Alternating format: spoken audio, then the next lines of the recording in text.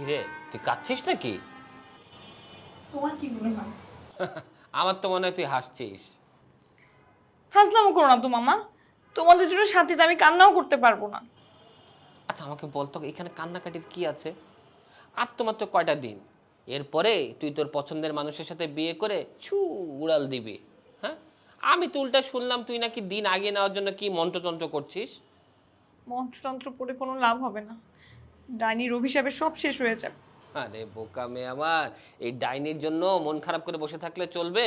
হ্যাঁ, তোকে তো রণাঙ্গনে বীর বিক্রমের মতো ঝাঁপিয়ে পড়তে হবে। দুর্বল সেনাপতি নিয়ে যুদ্ধ করতে করতে আমি হাঁপিয়ে গেছি মামা।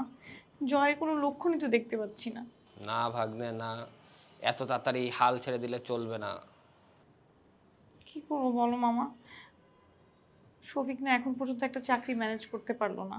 এদিকে মা উঠে পড়ে লেগেছে, কথায় কথায় আমাকে যা তা বলে। আমার বোনটা তো একটু এরকমই। তো কি বলে, ও কি বলতে চায়?